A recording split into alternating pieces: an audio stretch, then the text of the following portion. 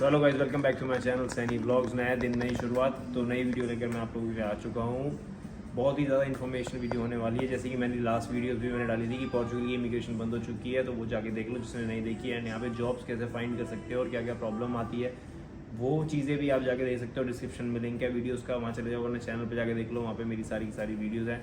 और मैं देख रहा हूँ काफ़ी सारे न्यू सब्सक्राइबर्स आ रहे हैं। तो जो भी नए हैं भाई, जो वीडियो देखते हैं बट सब्सक्राइब नहीं करते, सब्सक्राइब कर लो। नीचे सब्सक्राइब करोगे आपका फ़ायदा है, क्योंकि सिर्फ इस कंट्री नहीं, काफ़ी सारी कंट्रीज़ की इन्फॉर्मेशन जितनी होगी ग्राउंड रियलिटी वाली वो लेके आएंगे। आगे आगे इंटरव्यू भी स्टार्ट करेंगे जब आगे कहीं मूव करेंगे या फिर कहीं ट्रैवल करेंगे। अभी ट्रैवल नहीं कर सकते क्योंकि काम बहुत ज़्यादा है।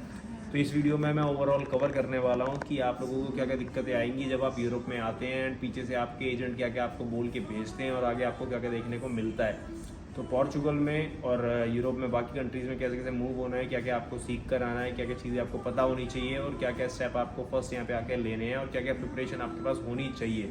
तो इसको प्रॉपर ओवरऑल कवर करेंगे इस वीडियो में। तो सब्सक्राइब जरूर कर लो नीचे जाके, और अगर वीडियो अच्छी लगेगी एंड में तो लाइक छोड़ देना। बाकी बने रहो चैनल पर, छोटा सा करो इंट्रो एंजॉय, फिर वीडियो करते कंटिन्यू।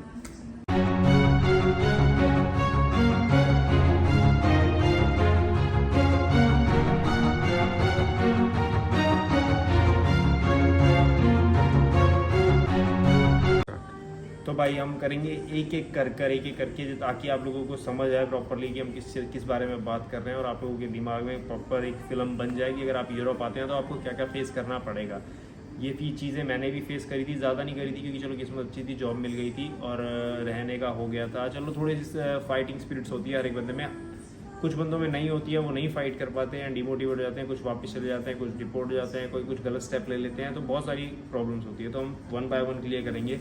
तो भाई जो भी इंडिया से किसी भी कंट्री का वीज़ा अप्लाई कर रहा है, फर्स्ट चीज़ क्लियर कर दूँ कि माल्टा हो गया, स्पेन हो गया, पोर्चुगल छोड़ के कोई भी और दूसरी कंट्री हो गई है पूरे यूरोप में, और फिर आपके दिमाग में या फिर आपके एजेंट ने दिमाग में आपके डाला हुआ है या आपकी बुद्धि में ही ऐसी चीज़ें हैं कि आपको पोर्चुगल आना है, तो भाई ये चीज़ भूल जाना अभी, क्योंकि अभी यहाँ की जो इमिग्रेशन है वो बंद हो चुकी है। आपके कोई डॉक्यूमेंट्स नहीं बनेंगे, कोई कह रहा है कि मैं ऐसे कर दूँगा तो कुछ नहीं होगा। तो आप जिस भी कंट्री में आ रहे हैं, आप वहाँ के वर्क परमिट पे आओ या स्टडी परमिट में आओ, तो फिर आपको वहीं रहना पड़ेगा, वहीं काम करें, वो सबसे बेटर है। ये कोई भी ऐसी गलती मत करना कि आप वहाँ से छोड़ के पोर्चुगल मूव करने की आपको कि पोर्चुगल मूव करना है, पोर्चुगल में सबमिशन होगी डॉक्यूमेंट्स की, कुछ भी नहीं होगा। यहाँ पे सब कुछ बंद हो चुका है इस टाइम पे। तो ये चीज़ आपके दिमाग में क्लियर होनी चाहिए। तो इसलिए अगर आप स्टडी वीज़ा लगा के आ रहे हैं तो आप पढ़ने के लिए ही आओ। अगर आप वर्क परमिट करवा के आ रहे हैं तो फिर वहाँ वर्क करो उसी कंट्री में रह के। मैंने जैसे लास्ट वीडियो में भी ये चीज़ समझाई थी कि जो भी जिधर आ रहा है वहीं पे काम करो अनटिल यहाँ का प्रोसीजर जो है वो नहीं खुलता है। जब यहाँ का खुल जाएगा तब जंप मार के आप वापस यहाँ पे आ सकते हो। तो ये आपको क्लियर हो चुका है कि अगर आप यहाँ पे आते हैं तो आपको जहाँ कंट्री में आ रहे हो वीज़ा लेके आपको वहीं काम करना पड़ेगा। अगर आपके पास कोई ऑप्शन है पेपर सबमिशन कराने का, वो आपके पास लास्ट बचता है। पोर्चुगल की जगह स्पेन जाके आप ये प्रोसेस कर सकते हैं। वहाँ पे पेपर खुले हैं काफ़ी ज़्यादा न्यू, वहाँ पे इमिग्रेशन का वेलकम हो रहा है, वहाँ पे जाकर ट्राई कर सकते हैं। वरना मेरी रिकमेंडेशन अभी तक यही रहेगी, जब तक पोर्चुगल के नहीं खुलते यहाँ तो बिल्कुल ना आओ, कोई भी रिस्क लेकर। जिसने आना है, जैसे मैंने पिछली वीडियो में बताया था कि डायरेक्ट यहाँ का परमिट अप्लाई करो। 1 साल का परमिट होता है जिसमें कंपनी आपको TRC खुद अप्लाई करके देती है, आप उस पर आओ ताकि आपको TRC भी मिल जाएगी और आप यहाँ पे लीगली स्टेटस पे रह के अपना काम कर सकते हैं, पैसे कमा सकते हैं। वरना और एक और चीज़ मैं क्लियर कर दूँ आप लोगों के दिमाग में कि काफ़ी लोग यहाँ पे ऐसे ही मुँह उठाकर आ जाते हैं। तो भाई देखो, मुँह उठा के हम भी आए थे, काफ़ी हमारे जैसे लाखों लोग आते हैं यहाँ पे, मैं मानता हूँ।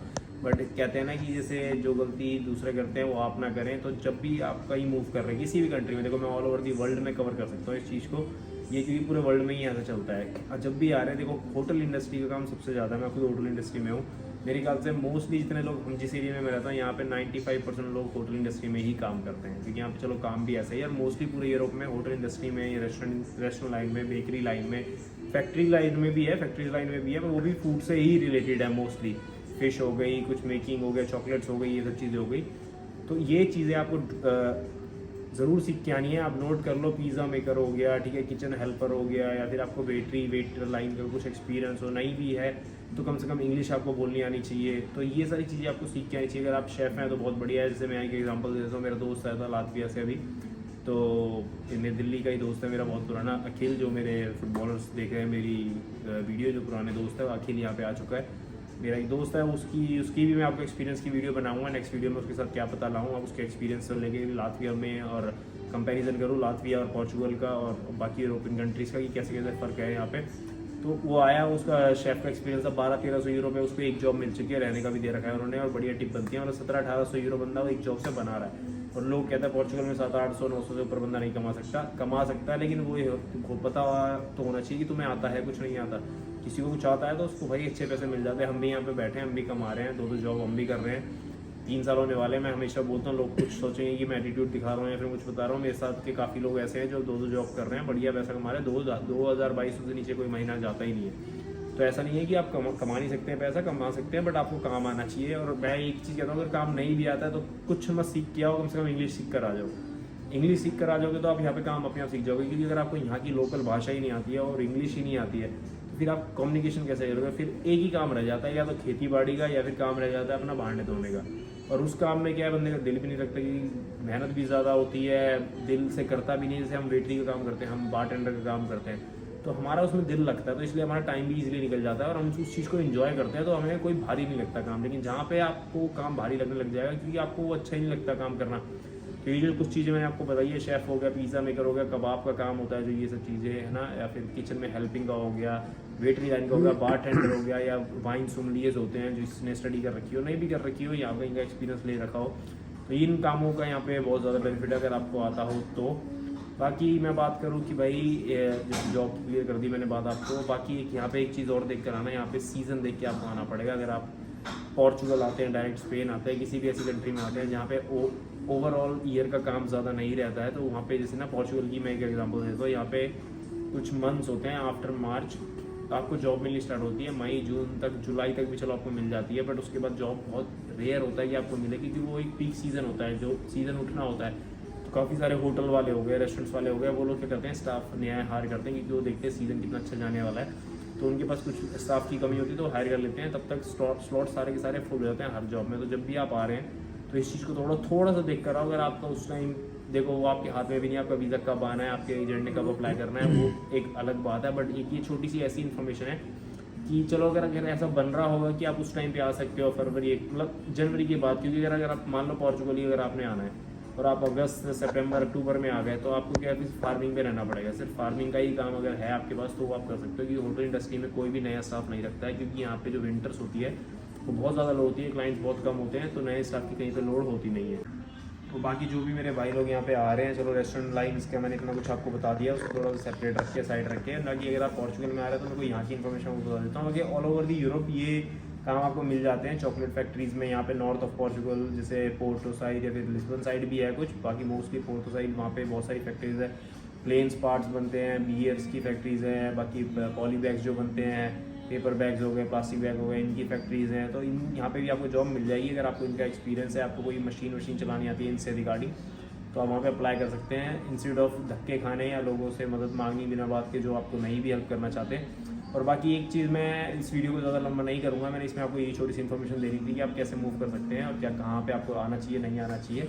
बाकी इसको कहाँ आना चाहिए ना कहीं कहाँ नहीं आना चाहिए, इससे रिलेटेड भी एक चीज़ बोल दूँ। जैसे कुछ कंट्रीज है पीक पे रहती है, स्पेन पोर्चुगल को भी साइड रखो, जैसे मैंने पहले बताया, स्पेन हो गई, क्रोएशिया हो गई, और बाकी अपना छोटी मोटी कंट्रीज है, ये अपना चेक रिपब्लिक साइड हो गया, लातविया हो गया, इन कंट्रीज़ में भी अच्छा स्कोप बन जाता है, आपको जॉब वो मिल जाती है। तो इन कंट्रीज़ के आप वीज़ा अप्लाई करो, स्टडी वीज़े वगैरह इजीली मिल जाते हैं। जो भी एज में कम है, जिनकी स्टडीज़ रेगुलर है इंडिया में, वो यहाँ के वीज़े अप्लाई करो, आपको इजीली वीज़े मिल जाएंगे।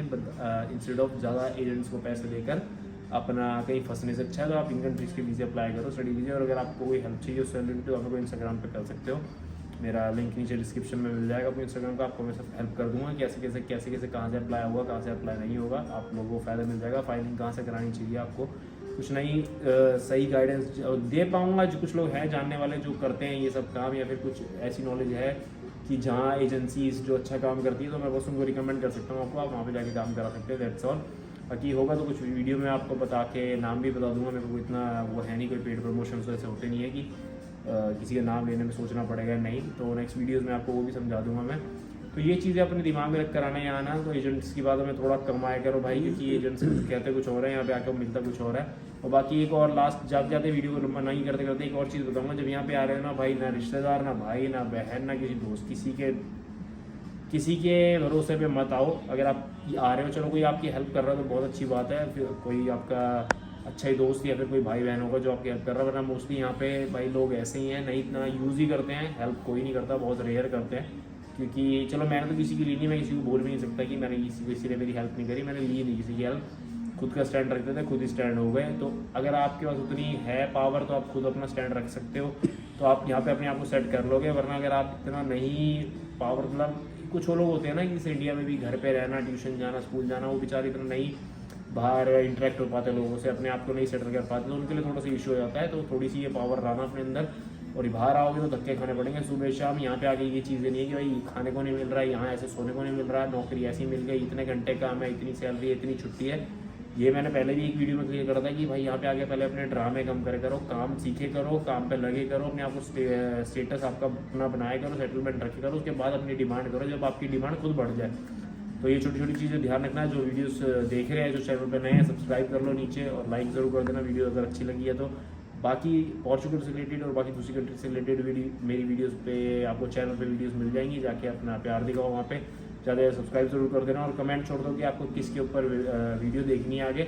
और एक भाई ने मेरे कमेंट करा था, अगर वो मेरी दोबारा ये वीडियो देख रहा है, कि भाई पेपर लॉक के ऊपर अपनी वीडियो बनाओ कि फाइल लॉक कैसे होती है। तो भाई फाइल लॉक अभी कुछ हो नहीं रही है, तो उसके ऊपर वीडियो बना के कोई फ़ायदा नहीं है, क्योंकि आगे जब फाइल लॉकिंग का सिस्टम दोबारा खुलेगा तो उनको क्या आगे डिमांड करते हैं वो लोग, क्या दोबारा न्यू डॉक्यूमेंट्स मंगाएंगे, हम उसके ऊपर आपको ज़रूर वीडियो बनाएंगे। और पुरानी फाइल कैसे लॉक होती थी उसका वीडियो बनाने का कोई भी फ़ायदा है नहीं, और उससे आपको कोई फ़ायदा मिलेगा भी नहीं, क्योंकि आपकी फाइल लॉक होगी नहीं। तो ध्यान रखिए अपना, अपनी फैमिली का। मिलते हैं नेक्स्ट वीडियो के साथ। Love you all.